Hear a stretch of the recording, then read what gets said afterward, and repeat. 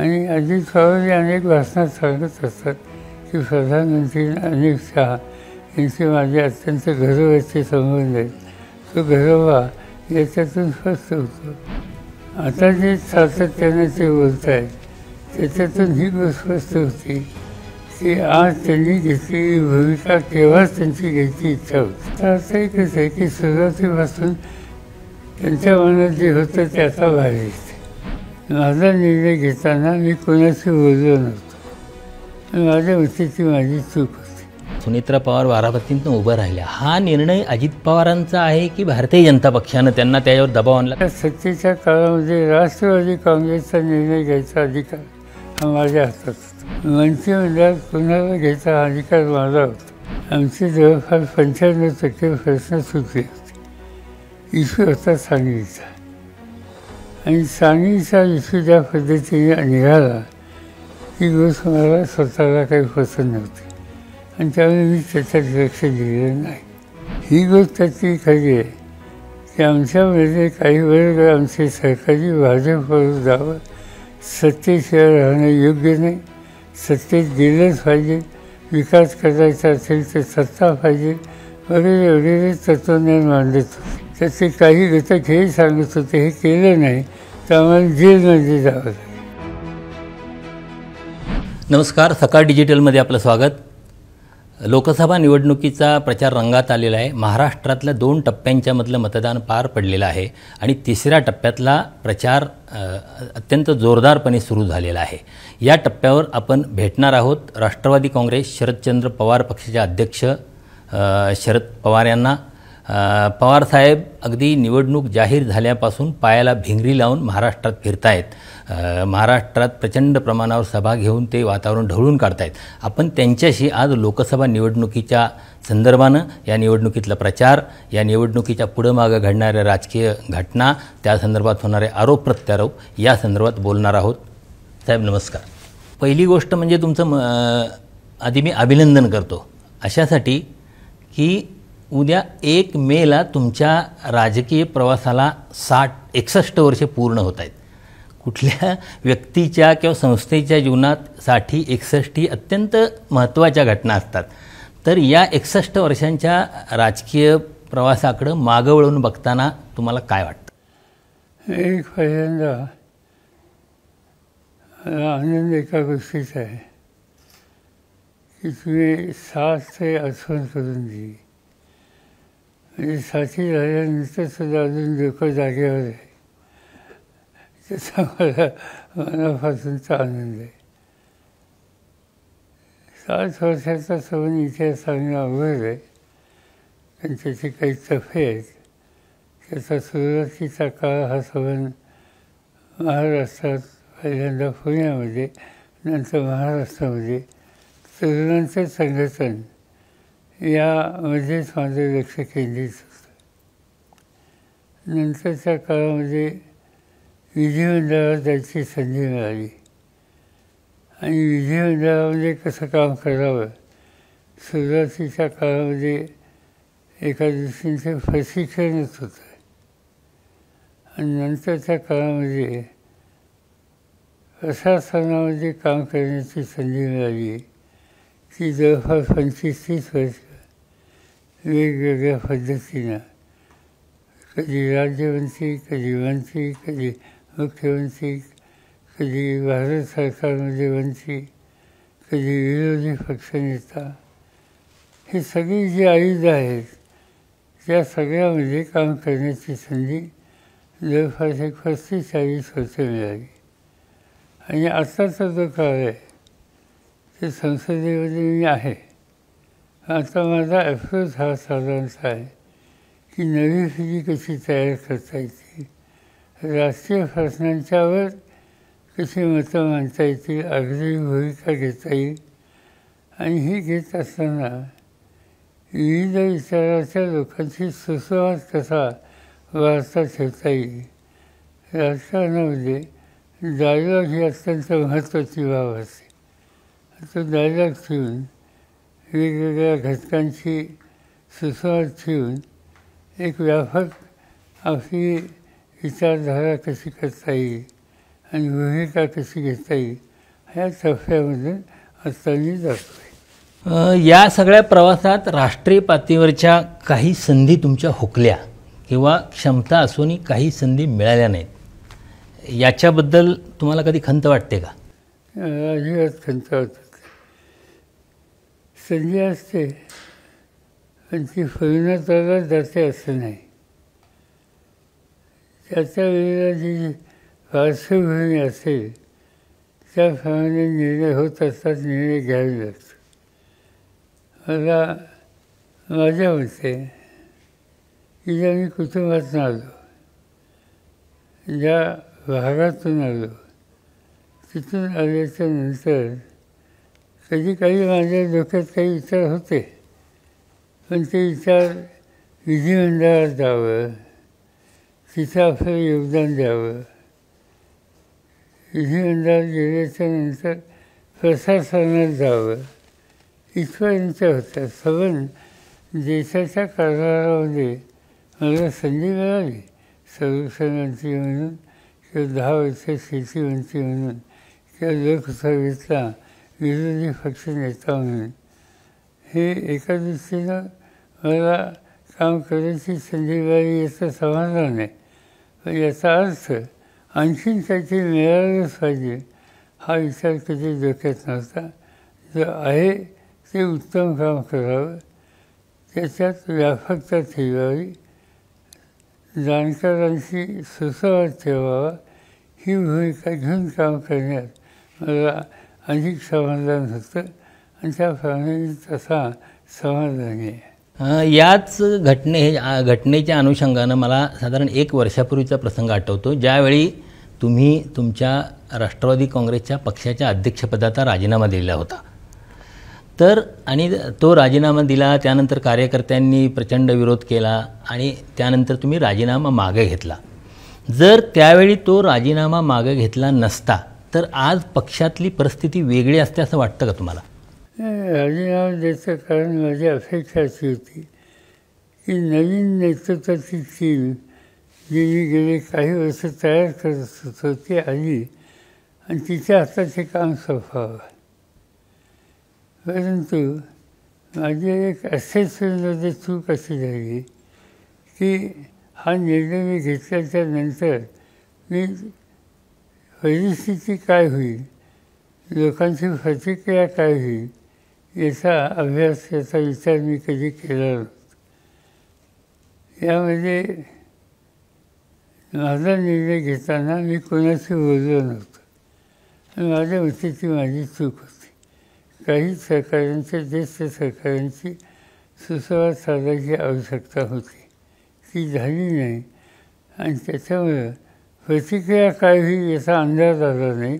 त्यामुळे तो राजीनामा परत घ्यावा लागला.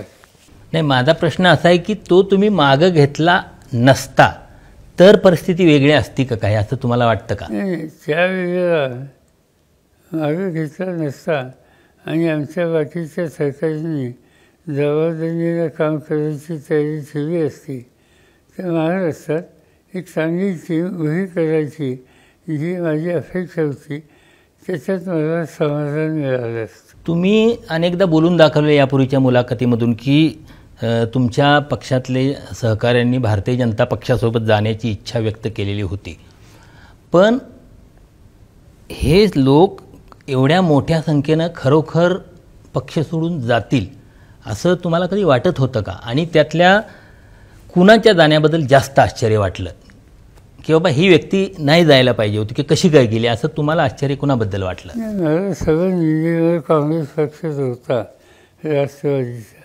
त्याच्याबद्दलच आश्चर्य होते. कारण हा सगळं पक्ष आम्ही लोकांनी उभा केला, कष्टाने लोक तयार केले. ती काही एका दिवसात झालेली नाही, वर्षानुवर्ष त्याच्यावर लक्ष केंद्रित केलं, त्यांना संधी दिली.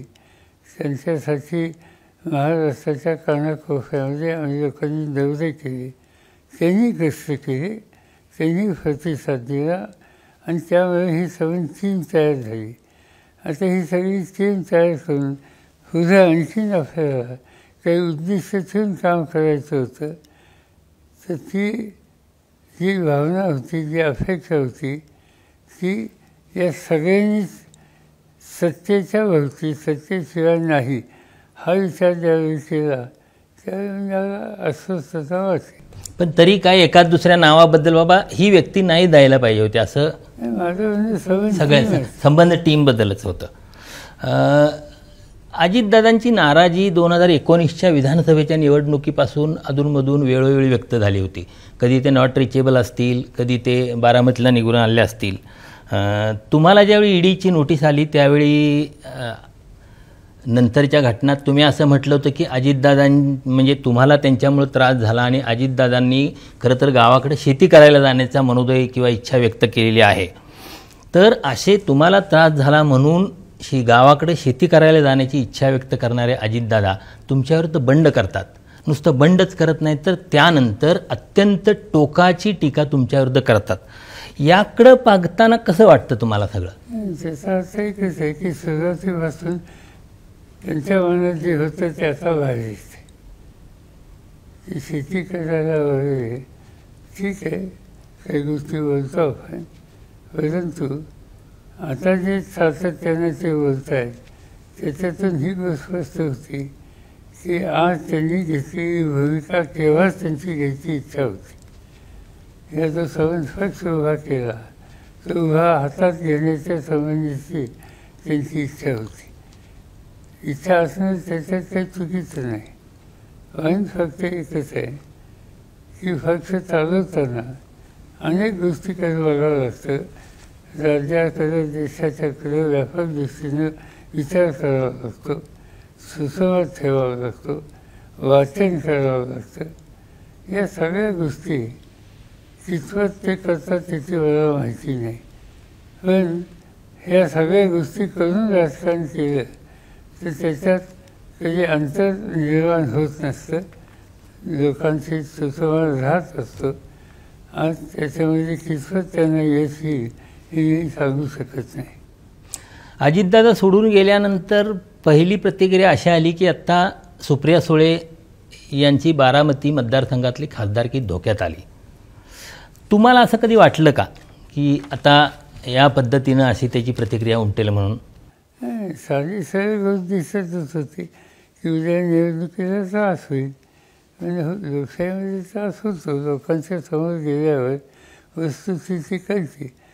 तो मतदारसंघ तसा अनेक वर्ष आम्ही लोकांनी त्या ठिकाणी काम केलेलं आहे, सुसंवाद आहे मतदारांची. अलीकडच्या 10-15 वर्षात, 20 वर्षात तिथलं सगळं राजकारण मी अजितकडे सुपूर्त केलं, स्वतः विड्रॉ झालो स्थानिक राज्यातून आणि मी राष्ट्रीय पातळीवरच्या राजकारणामध्ये सहभागी व्हायचं काम करत होतो. आणि त्यामुळे सगळं खालची जबाबदारी एकदा विचारपूर्वक कुणाला सोपवल्याच्या नंतर काही वेगळी भूमिका घेतली तर त्याची फारशी चिंता नसते, कारण आपण जाणीवपूर्वक त्यांना हा अधिकार दिलेला असतो. आता त्याच संदर्भानं आता सुप्रिया सुळेंच्या अनेक भाषणातून असं सांगितलं की आम्ही आता यापुढं ग्रामपंचायत लेवलवर, सहकारी सोसायटीच्या लेवलवर लक्ष घालणार आहोत. यामध्ये लक्ष घातलं नाही तर खरं आता तुम्ही लक्ष घालणार आहात का? घालणार आहे, कारण मला ही नवी पिढी अस्वस्थ दिसते. आता हे जे काही निकाल झाले पक्षामध्ये त्याच्यावर 2 घटक मला अस्वस्थ दिसतात. एक माझ्यावरची सिनियर जनरेशन आणि नंतर आत्ताची तरुण पिढी. आज मी महाराष्ट्रामध्ये जातो, अक्षरशः हजारो तरुण मुलं आजूबाजूला जमतात. तर ही सगळी तरुण पिढी जी एकत्रित येते, आस्था दाखवतात, त्यांचं भवितव्य हे चांगलं राहील कसे यासाठी त्यांचं नेतृत्व तयार करणं ही माझी जबाबदारी. मी काय आता कुठल्या पदाकडे जाणार नाही. माझी जबाबदारी हीच आहे की त्या पदाकडे ती काम करण्याची कुवत, विचार करण्याची कुवत आणि प्रशासनाच्या संदर्भात काही कर्तृत्व दाखवण्याची स्थिती ही निर्माण करणं आणि त्याचं महाराष्ट्रामध्ये हा एक नवीन नेतृत्वाचा वर्ग तयार करणं, जी राज्याची गरज आहे त्याच्यावर लक्ष केंद्रित करणं ही माझी भूमिका आहे. आणि त्या लाईनने मी काम करणार. आणि त्याच्यामध्ये व क कोणतेही त्यांना अर्थ करायचं अशी भूमिका नाही. ज्यांच्यात कुवत असेल त्या सगळ्यांना मतं काय. सुनेत्रा पवारांची बारामतीतनं उमेदवारी जाहीर झाली किंवा सुनेत्रा पवार बारामतीतनं उभं राहिल्या, हा निर्णय अजित पवारांचा आहे की भारतीय जनता पक्षानं त्यांना त्याच्यावर दबाव आणला? तुम्हाला काय वाटतं त्या संदर्भात? तुमचा अंदाज काय आहे? मला काही लोक सांगतात सत्ताधारी पक्षाचे, दिल्लीचे, की त्यांना सांगण्यात आलं की यांना उभं करा. बेसिकली तुम्ही लोकांनी ही भूमिका घेतली पाहिजे आम्हा लोकांच्या विरुद्ध. त्यांच्याबद्दल ज्या ज्या काही गोष्टी त्यांनी दाखवून ठेवल्या उद्या त्रास देण्याच्यासाठी, त्या सगळ्यातून तुम्हाला थांबायच्या असतील 1, 2, 3, 4 गोष्टी केल्या पाहिजे. आणि त्या ज्या गोष्टी स्वतंत्र पक्ष करा किंवा हाच पक्ष ताब्यात घ्या, यांना आयसोलेट करा किंवा या पद्धतीने निवडणुकीला सामोरं जा, यांचा पराभव करा, या सगळ्या गोष्टी असं सांगतात दिली की याला अमित शहा या लोकांचं मार्गदर्शन होतं. आणि अजित पवार अनेक भाषणात सांगत असतात की प्रधानमंत्री अमित शहा यांचे माझे अत्यंत गौरवाचे संबंध आहेत. तो गौरवा याच्यातून स्पष्ट होतो. राजकारणात असलेल्या अनेक कुटुंबांच्या मध्ये फूट पडलेले आतापर्यंत इतिहास आहे, पण असे ज्यावेळी घडायचं त्यावेळी नेहमी पवार कुटुंबाचं उदाहरण दिलं जायचं की पवार कुटुंब एकसंध आहे, पण अखेरीस पवार कुटुंबात सुद्धा फूट पडली. तर हे सगळं घडताना तुमच्या काय भावना होत्या नेमक्या? मला काळजी वाटत होती. असं आहे की कुटुंब म्हणलं आमचं कुटुंब एकशे अजित आणि त्याची फॅमिली सोडली तर बाकी सगळे एकच आहेत. त्याच्यात काही दोन होतं नाही. त्याच्यात सहज सगळे एकत्र राहिले असते जे अनेक वर्ष होते याचा आनंद झाला असता. पण खूप वेळेला काही गोष्टी आपल्याकडं होतात आणि त्या संबंधीचं दडपण कुणीच्या अणू पाहत असेल आणि त्यामुळे अस्वस्थता किंवा चिंता असेल तर त्यावेळेला तडजोडी होतात, कॉम्प्रोमाइज होतात. इथं तशी कॉम्प्रोमाइज करण्याची वेळ त्यांच्या आली असावी असं फार फेसली दिसतं. आणि त्यामुळे काहीही घडू शकतं. पवारांनी राजकारणात अनेक घरं फोडली. मुंडेंचं घर फोडलं, आता पवारांचं घर फुटलं, हे कालचक्र आहे असं देवेंद्र फडणवीस म्हणाले होते. तर मला मुंडेंचं जे काय घडलं ते नेमकी काय वस्तुस्थिती होती, म्हणजे तुमचा त्यात किती सहभाग होता? मला कवीचा संबंध होता. माझा संबंध त्याच्यामध्ये अजिबात नव्हता. फक्त एकच गोष्ट केली की हे मंदिर झाल्याच्या नंतर धनंजय मुंडेंचे वडील मला घेतले आणि याच्याकडे लक्ष ठेवा ही त्यांनी विनंती केली की एक आहे याच्यात काहीतरी कॅलिबर आहे, त्यामुळे यांना प्रोत्साहित करावं हा विचार आम्ही लोकांनी केला. ही गोष्ट करी, पण त्यांचे अंतर्गत कौटुंबिक जे काही प्रश्न होते त्याच्यात आम्ही कोणी नव्हतो. पण 2 टप्प्याचा मतदानाचे पार पडलेले आहेत. एकूण हे टप्पे पार पडल्यानंतर तुम्ही जे चित्र बघितलेलं आहे महाराष्ट्रातलं, तर तुम्हाला काय मतदारांची काय भूमिका जाणवते? मला स्वतःला असं दिसतं की 2 सेक्शन, यंगर जनरेशन आणि सिनियर जनरेशन, या सगळ्यांची सामुदायिक शक्ती एकत्रित होते. ती विरोधकांना प्रोत्साहित करेल या पद्धतीची पावलं टाकतात. जे असं बोललं जायचं वर्ष 6 महिन्याच्या पूर्वी की मोदी म्हणजे मोदी, मोदींच्याशिवाय दुसरं काही नाही. आज हळूहळू हे दिसायला लागले की लोकांचा भ्रमनिराश झाला आहे मोदींच्याबद्दलचा आणि लोक वेगळ्या मनस्थितीत आहेत. त्याची प्रचिती आम्ही जे फिरतो आहे त्या आमच्या सगळ्या भेटीमध्ये सभेमध्ये सुसंवाद ठेवताना आम्हाला नित्याने येते. बरं, देशातलं चित्र काय वाटतं? म्हणजे तुम्ही ज्या इंडिया आघाडीच्या उभारणीत एक महत्त्वाची भूमिका बजावली तिला कितपत यश मिळेल? मला असं वाटतं की ती निवडणुकीपर्यंत आज काही सांगता येणार नाही, पण निवडणुका झाल्याच्या नंतर ह्याचे बहुसंख्य लोक एकत्र येतील आणि पर्याय द्यायची शक्ती निर्माण करू शकते. ती जर केली तर देशाचा चेहरा बदलेल. पण ते आत्ता सांगणं अवघड आहे, कारण अजूनही निवडणुकीचे काही टप्पे आहेत. प्रायमा फेस असं दिसतं आत्ता सबंध दक्षिण भारत एका बाजूला आहे, त्याच्यामध्ये भर तामिळ तुमचा पश्चिम बंगाल घालेल, पंजाब घालेल, दिल्ली घालेल, हरियाणा घालेल.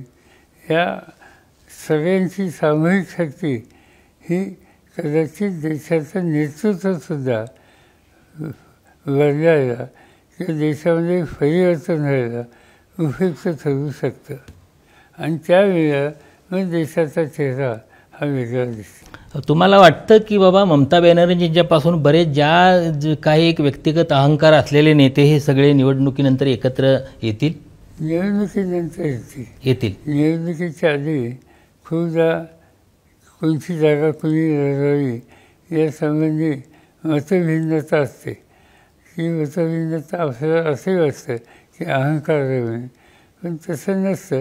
त्यांचं काम त्या मतदारसंघाचं अनेक वर्षाचं, त्यामुळे त्यांचा एक कॉन्फिडन्स लेवल जी झाली असते त्यामुळे तो आग्रह असतो. इंडिया आघाडीतही नाहीत आणि NDAमध्येही नाहीत, अशा YSR काँग्रेस असेल, बिजू जनता दल असेल, या पक्षांची भूमिका महत्त्वाची ठरेल किंवा कशी असेल, तुमचा काय अंदाज आहे? महत्त्वाची नक्कीच आहे. बघूया, कारण आत्तासुद्धा ओरिसामध्ये संघर्ष जो आहे तो बिजू जनता दल आणि भाजपच होते. आणि जी भाजप आणि बिजू जनता दलच्या नेतृत्वाची जवळीक होती ती जवळीक आता दिसत नाही. त्यामुळे हळूहळू हे घटक वेगळे होण्याची शक्यता नाकारता येत नाही. तुम्ही जागा वाटपातल्या काही ताणतणावांच्याबद्दल आता बोललात, तर महाविकास आघाडीच्या जागा वाटपात सांगली किंवा दक्षिण मुंबईवरून काही एक शेवटच्या टप्प्यात किरकिर झाली, तर एक असा सूर ऐकायला मिळतो की तुम्ही नीट लक्ष घातलं नाही. तुम्ही जर तुमचा अधिकार वापरला असता तर ह्या तिथं काही गोष्टी सोप्यापणानं पार पडल्या असत्या. असं तुम्ही काय दुर्लक्ष केलं तिकडे महाविकास आघाडीच्या जागा वाटपाकडं, किंवा तुम्ही तुमचा विशेषाधिकार वापरला नाही? आमचे जवळपास 95% प्रश्न सुटले होते. इश्यू होता सांगलीचा, आणि सांगलीचा इश्यू ज्या पद्धतीने निघाला ती गोष्ट मला स्वतःला काही पसंत नव्हती, आणि त्यामुळे मी त्याच्यात लक्ष दिलेलं नाही. पण तुम्ही लक्ष घातलं असतं तर तिथं ती जागा काँग्रेसला सुटू, तुम्ही उद्धव ठाकरेंना सांगू शकला असता. म्हणजे 2004ला तुम्ही चंद्रपूरची जागेसंदर्भात काँग्रेसला सांगितल्यानंतर तुम्ही बदलून घेतली जागा, तसं तुम्ही उद्धव ठाकरेंना सांगू शकला असता असं म्हणतात. असं की त्यांच्या सगळ्या सहकार्यांना हा रस्ता योग्य नाही हे आम्ही सुचत होतो, पण त्यांनी एक पोझिशन घेतली, जाहीरपणाने घेतली.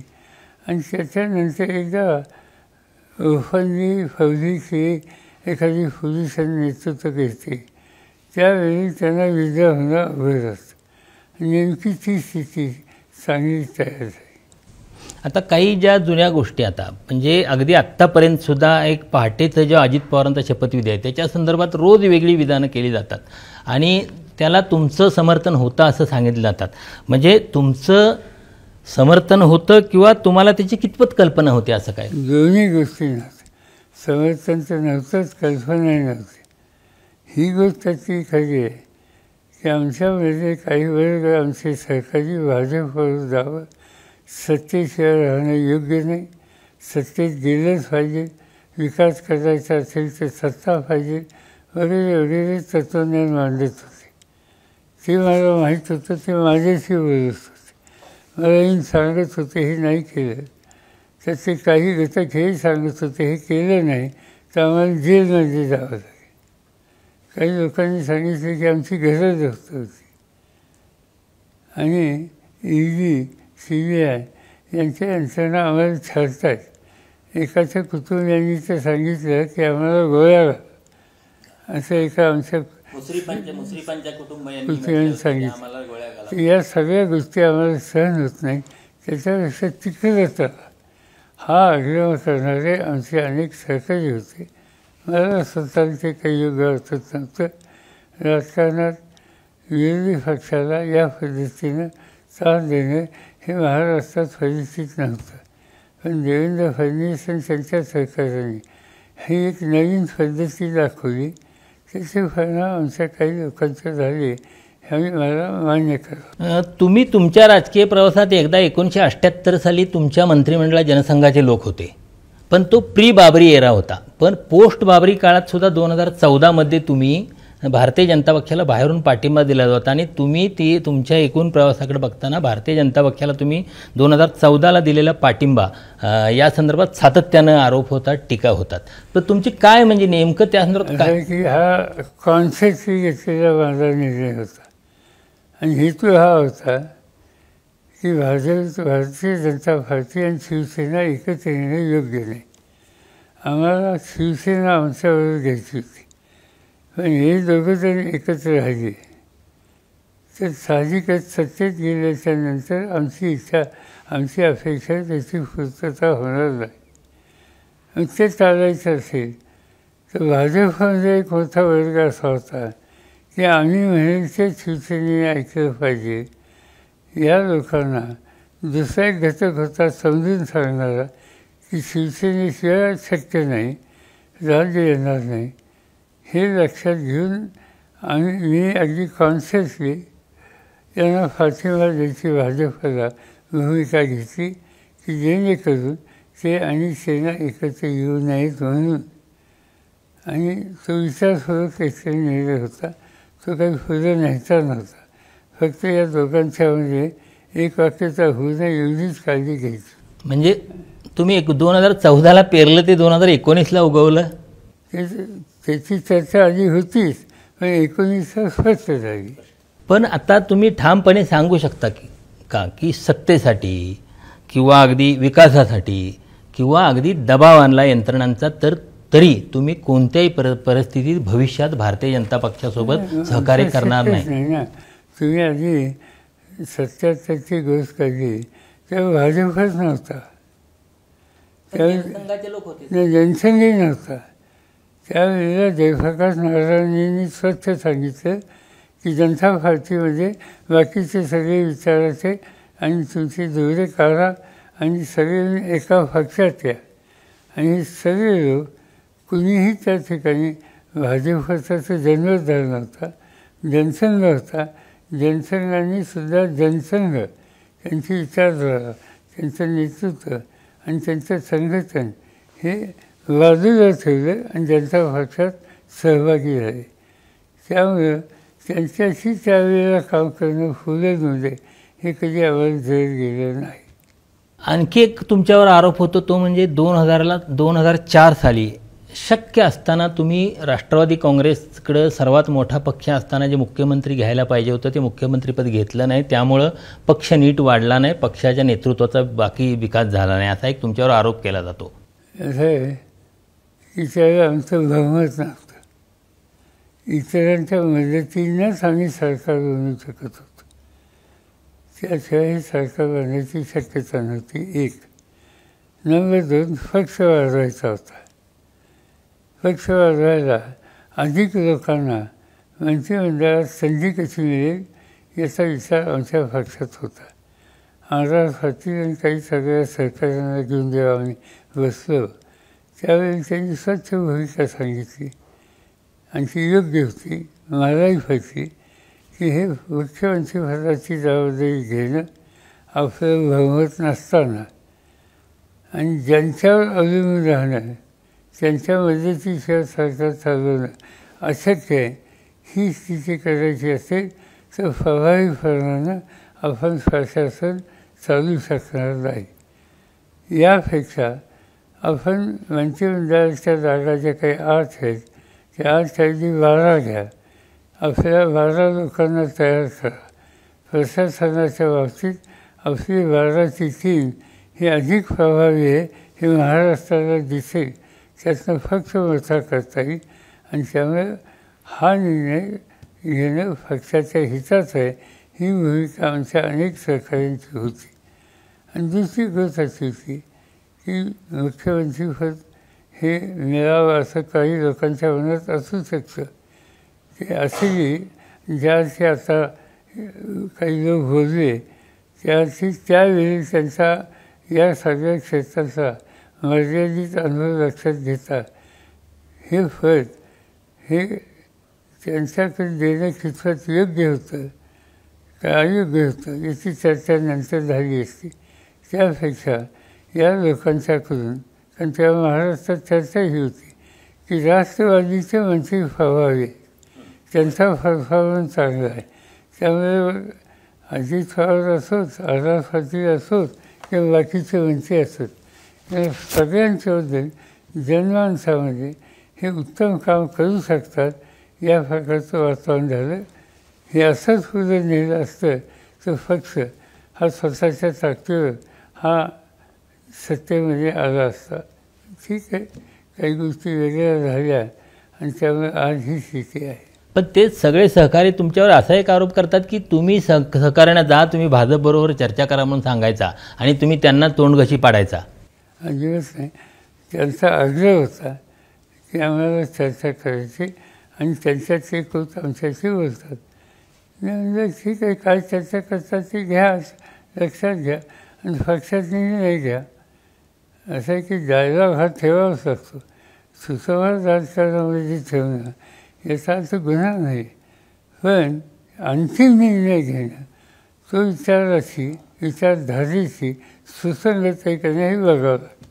आणि त्यामध्ये त्या अंतिम निर्णयाला माझी भूमिका एकच होती की मी त्याच्यात येणार नाही, आणि मी त्याच्यात येणार नाही म्हणल्यावर 90% लोक बाजूला जायचे. आता समजा केंद्रात काही बदल झाले 2024च्या निवडणुकीत, तुम्ही म्हणतात अशा पद्धतीने काही गणितं बदलली आणि इंडिया आघाडी सत्तेवर आली आणि केंद्रातलं चित्र बदलल्यानंतर राष्ट्रवादी काँग्रेसमधले तुमचे सहकारी जे बाजूला गेलेत त्यांनी परत यायची इच्छा व्यक्त केली, तर काय तुम्ही सगळ्यांना परत घेऊ शकाल? ते एकत्र राष्ट्रवादी दोन्ही काँग्रेसचं एकत्रीकरण होऊ शकेल? दोन्ही काँग्रेसच्या एकत्रीकरणाचा विचार आमच्या अनेकांच्या मनात आहे, काँग्रेसच्या अनेक नेत्यांच्या. म्हणजे आता बाहेर जे गेले, भाजपवर गेले, त्या सगळ्यांच्या संदर्भात त्यांनी तयारी दाखवली तर त्यांचा स्वीकार करणं मला शक्य होणार नाही. त्याच्या काही लोकांच्या बाबतीत हा विचारच आम्ही करू शकत नाही. मी तुम्ही नावं घेऊन सांगू शकता उदाहरण? कशाला नावं घ्यायची?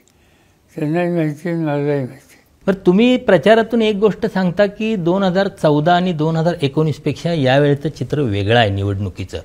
तर हे वेगळं चित्र नेमकं काय आहे? वेगळं चित्र असं आहे की आता नरेंद्र मोदी माझ्या मते पहिल्या 10 वर्षात आणि त्या 10 वर्षाच्या काळाच्या निवडणुकीत त्यांची एक भूमिका होती, त्याच्यात एक कॉन्फिडन्स होता. आज तो मला दिसत नाही.